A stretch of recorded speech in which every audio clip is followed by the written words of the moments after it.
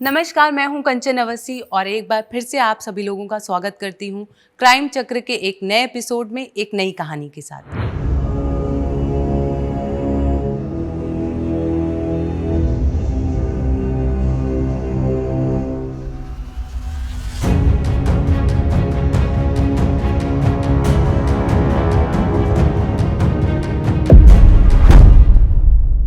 रोशन तुमने तो मुझे डरा ही दिया यार। तो मैडम गेट बंद करके रखना चाहिए ना। अच्छा, ऐसे ही कोई और आ जाता और मेरी जाने मन को ले जाता तो। अच्छा जी, तो अब डोली उठाने की जगह पे किसी और के ले जाने का वेट कर रहे हो? अब मेरे साथ ना टेस्ट मैच खेलना बंद करो। वैसे भी डिसीजन ना आपके थर्ड एम्पायर भैया है ना, उनकी वजह से पेंडिंग है। भैया से बात की तुमने? नहीं यार, भैया भाभी वैकेशन के लिए गए एक्चुअली, तो जैसे ही आएंगे मैं बात कर लूंगी। पर क्या? पर मैं दहेज की बात नहीं कर सकती उनसे।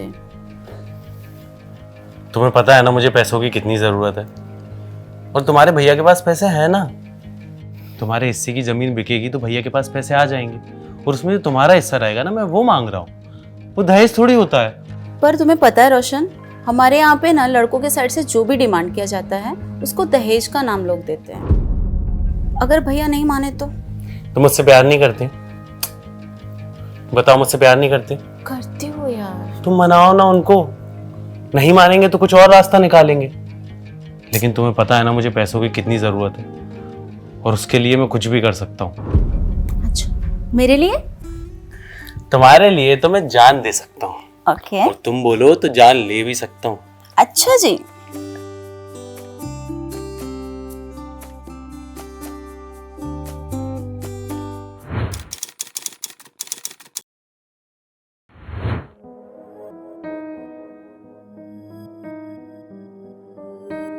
हेलो, ले आई पैसे? हाँ पूरे पैसे ले आई, और तुमने जो लोकेशन बताया था वहीं खड़ी हूँ। वहीं साइड में बैग रख के चुपचाप वहीं चली जाओ।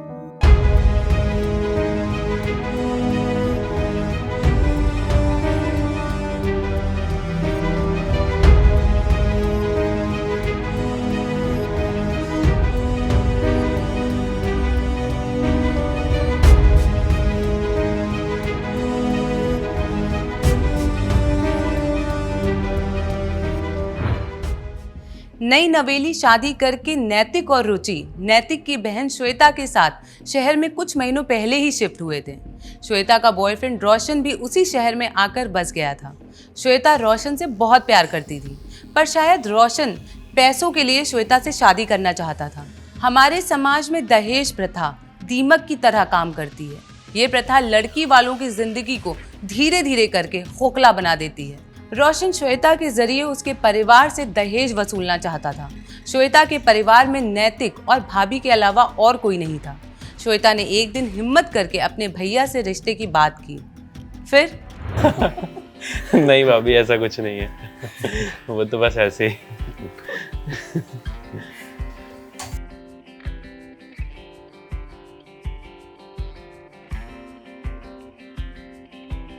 अरे अपनी श्वेता तो अभी से ही लड़के वालों की हो गई। अरे भाभी आप भी ना।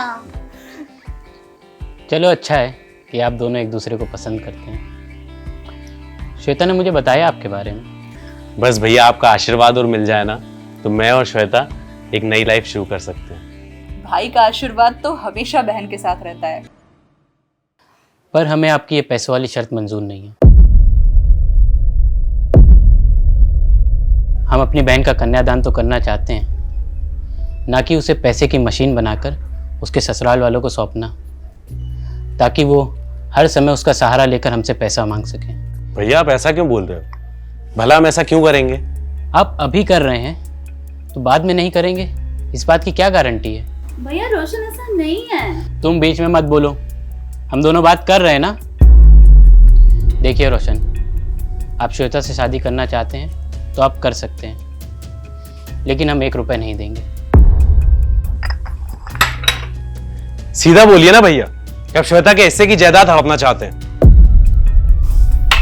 रोशन, अपनी औकात में रहकर बात करो।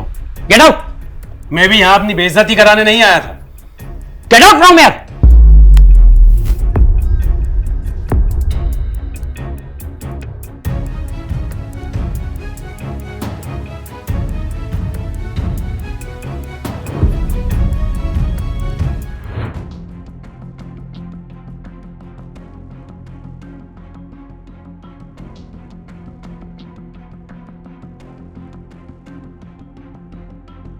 जो हुआ वो अच्छा नहीं हुआ।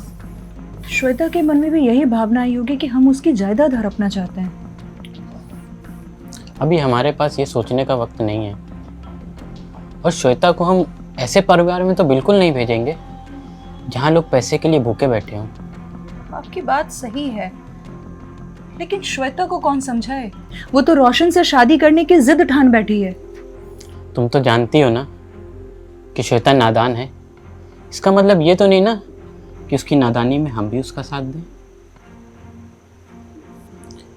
तुम टेंशन मत लो, हम कुछ करते हैं।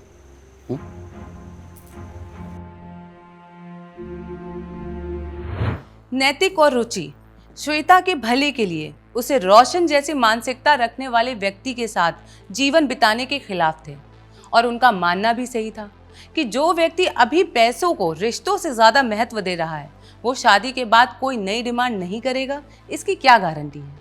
पर रोशन ने श्वेता के मन में उसके भैया भाभी के खिलाफ जहर भरना शुरू कर दिया था। अब ये जहर क्या रूप लेगा और क्या रोशन अपनी पैसों की ज़रूरत को पूरा करने के लिए किस हद तक जाएगा, ये कहना मुश्किल था। श्वेता और रोशन में उस दिन के बाद थोड़ी दूरियां आई ही थी कि तभी अचानक एक दिन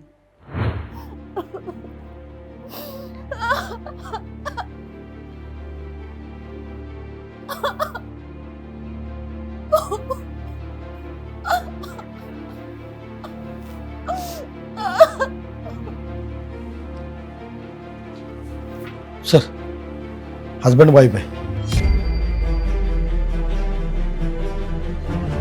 सुसाइड केस है। कोई सुसाइड नोट मिला? नहीं सर। तो कैसे कह सकते सुसाइड है? सर वो पॉइजन की बॉटल है। इसे फॉरेंसिक के लिए भेज दो। मैडम जी, दोनों बॉडीज को पोस्टमार्टम के लिए भेज दो।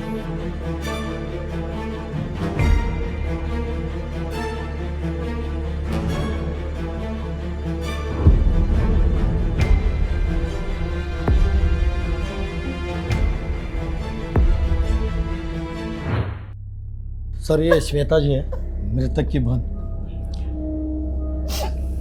श्वेता जी, क्या आपके भैया और भाभी किसी मानसिक तनाव से गुजर रहे थे या कोई ऐसी बात जिससे वो सुसाइड कर सके? नहीं सर, वो तो बहुत खुश थे। उनकी शादी को तो केवल 4 महीने हुए थे बस। मुझे नहीं पता उन्होंने अचानक ऐसे सुसाइड क्यों किया। उनकी किसी से कोई दुश्मनी थी जो उनके खिलाफ साजिश कर सके? नहीं सर, हम लोग यहाँ पे न्यू है, हमारी फैमिली बिल्कुल यहाँ पे न्यू है, किसी को भी नहीं जानती है। बस भैया के एक दोस्त है, उससे ज्यादा भैया ने कभी कुछ शेयर नहीं किया मुझसे। आप प्लीज खुद को संभालिए। जो भी है इन्वेस्टिगेशन में पता चल ही जाएगा।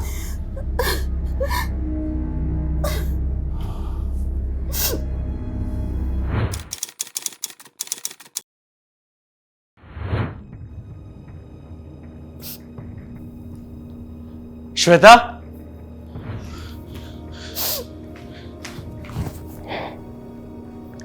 संभालो अपने आप को। कहाँ थे तुम इतने दिन? मैंने कितना फोन ट्राई किया, फोन भी नहीं लग रहा था तुम्हारा।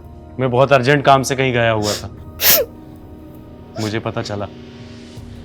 लेकिन भैया और भाभी ने अचानक सुसाइड क्यों कर लिया? उन्हें तुम्हारे बारे में एक पल के लिए भी ख्याल नहीं आया कि तुम उनके बिना कैसे रहोगी?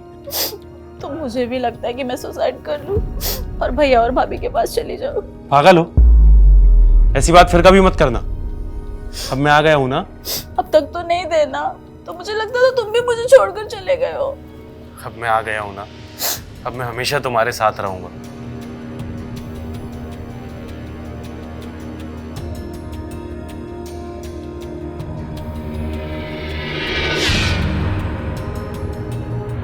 आखिर रोशन श्वेता को इस दुख की घड़ी में छोड़कर कहां चला गया था?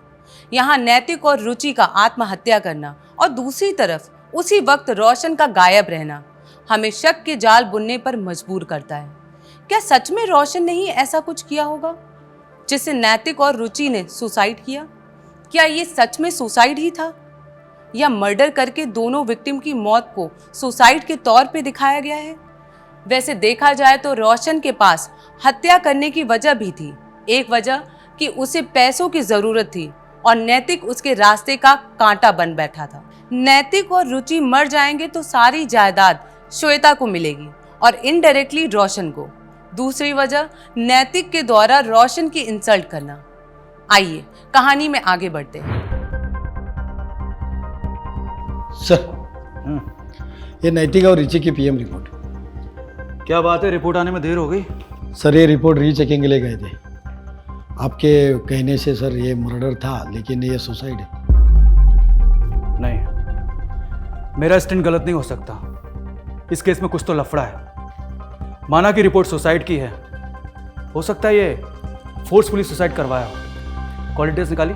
जी सर, मैंने डिटेल्स तो निकाले, पर ये नंबर उन्होंने अभी चेंज किया है और पिछले 2 महीने में 2-3 नंबर चेंज किए। पुराने नंबर की डिटेल्स मैंने मंगवाई है। और कोई सबूत? सर, नैतिक के गांव मैंने एक टीम भेजी थी। वहाँ से पता चला कि नैतिक अपनी ज़मीन बेचने वाला था और ये रोशन के साथ अपनी बहन की शादी करने वाला था, पर दहेज की वजह से दोनों में झगड़ा हुआ। रोशन, उठा के लाओ इस रोशन को। रोशन की रोशनी इस केस को उजाला देगी। जी सर।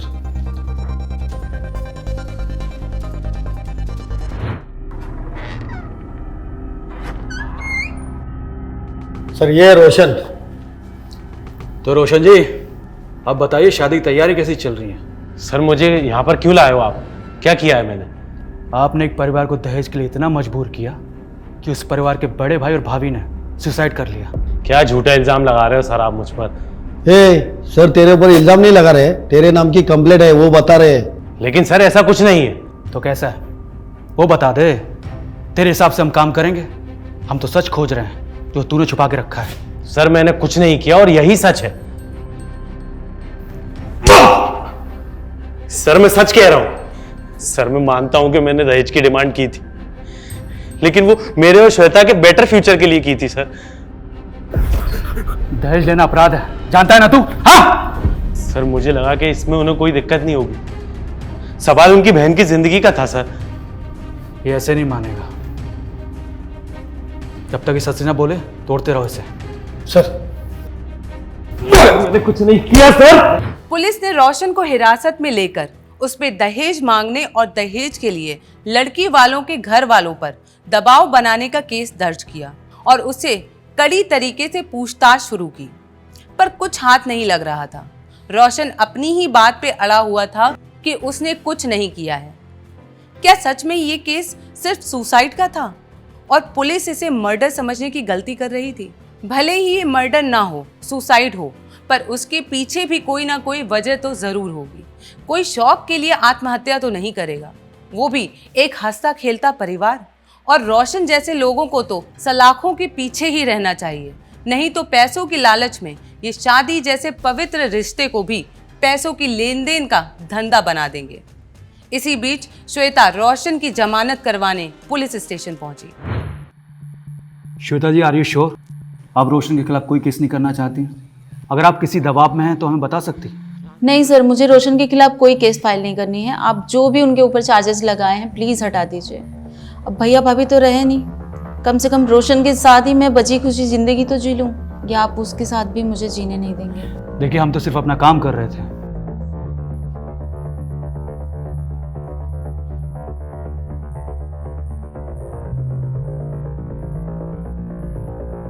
तुम ठीक हो? रोशन, तुम जा सकते हो। इन्होंने तुम्हारे खिलाफ कोई भी केस करने से मना कर दिया है।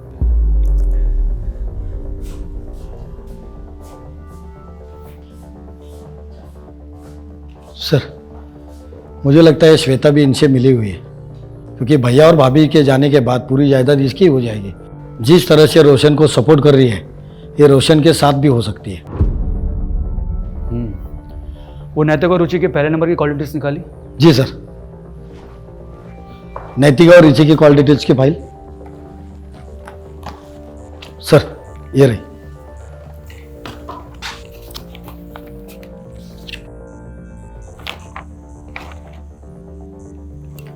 एक नंबर दोनों कॉल लिस्ट में कॉमन है और इस नंबर से फ्रिक्वेंटली कॉल किए गए हैं, वो भी ऑड टाइमिंग पे। इसका पता लगाओ। और एक बात सर, मैंने नैतिक के दोस्तों से पूछताछ की। नैतिक ने दोस्तों से 20 लाख रुपए उधार लिए थे। क्या? 20 लाख? श्वेता ने पुलिस कस्टडी से रोशन को रिहा तो करवा लिया, पर क्या उसने ये सही किया? कहीं रोशन सच में उसके भैया भाभी के सुसाइड का रीजन हुआ तो? क्या वो श्वेता को एक अच्छी जिंदगी देगा या पैसे मिलते ही श्वेता को भी ऐसे ही मौत के घाट उतार देगा? पुलिस को जैसे ही पता चला कि नैतिक ने अपने किसी दोस्त से 20 लाख रुपए उधार मांगे थे तो पुलिस का शक रोशन पर और ज्यादा पकड़ बनाने लगा। आखिर इतनी बड़ी रकम कोई क्यों मांगेगा? हो सकता है रोशन ने नैतिक और रुचि पर किसी तरह का दबाव बनाया था या कोई ऐसी बात जिस पर से अब तक पर्दा ना उठ पाया हो। पुलिस ने कॉल शीट में मिले नंबर के मालिक को जब धर दबोचा तो सारा मामला सामने आया।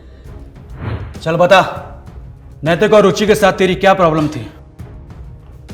सर मैंने कुछ नहीं किया सर। कुछ नहीं किया? ये देख ये सब क्या है? अब सच बता, वरना इतना मारूंगा कि तेरी आत्मा भी शरीर से बाहर निकल के पोंछ देगी। बताता हूँ सर मुझे पैसों की बहुत ज़रूरत थी। नैतिक और रुचि मेरे ही गांव से थे। उनकी शादी के बाद वो शहर चले गए, लेकिन मुझे पता चला कि नैतिक अपनी ज़मीन बेचने वाला है, उसके पास पैसा आएगा। इसलिए मैंने सोशल मीडिया से उनके फ़ोटो निकाल कर मॉब किया और न्यूड बना दी।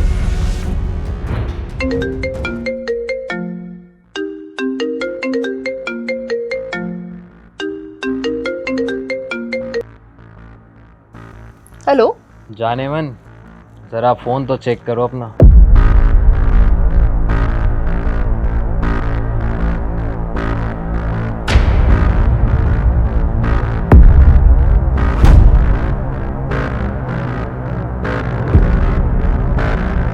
ये सब तो मेरे सोशल मीडिया के फोटोज हैं।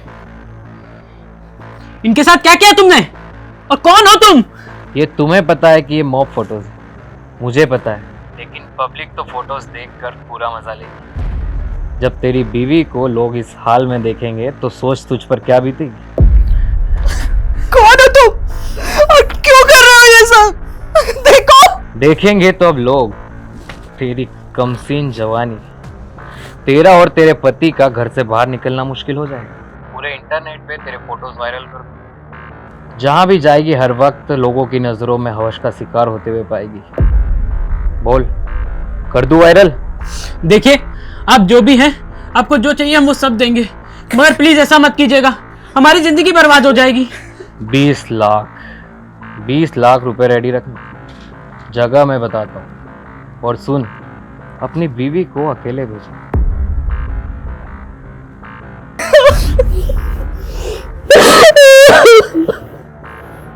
हेलो, ले आई पैसे? हाँ पूरे पैसे ले आई, और तुमने जो लोकेशन बताया था वहीं खड़ी हूँ। वहीं साइड में बैग रख के चुपचाप वहीं से चली जाओ।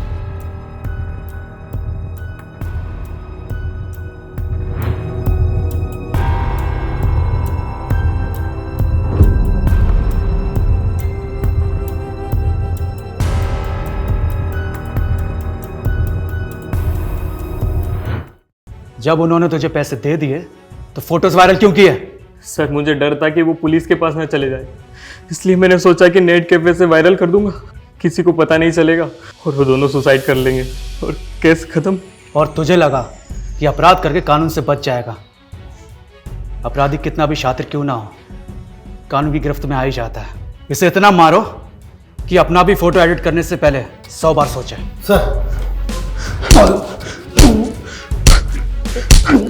लोकेश एक आम बंदा, पैसों की कमी का हो या पैसों का लालच, जिसने उसे अपराध के ऐसे दलदल में ढकेल दिया जिसकी वजह से कितनी जिंदगियां बर्बाद हुई। सोशल मीडिया एक ऐसा प्लेटफॉर्म है जो हमारी सहूलियत के लिए बनाया गया है ताकि हम दूर रह के भी एक दूसरे से जुड़ सके, एक दूसरे की जिंदगी के बारे में जान सके। पर आजकल सोशल मीडिया पे कोई भी तस्वीर डालना खतरे से खाली नहीं है। ना जाने कब आपकी तस्वीर से छेड़खानी करके कोई आपको ब्लैकमेल करना शुरू कर दे। नैतिक और रुचि की तस्वीर लोकेश ने पैसे वसूलने के बाद भी वायरल कर दी, जिसकी वजह से दोनों ने अपनी जान गंवाई। हम सबको इससे ये सबक मिलता है कि जब भी हम कोई भी तस्वीर सोशल मीडिया पे डालें, उसकी सेटिंग में जाके उसे हमारे फ्रेंड सर्कल के अलावा किसी और के लिए अवेलेबल ना रखें। अगले एपिसोड में आपसे फिर मुलाकात होगी। नमस्कार।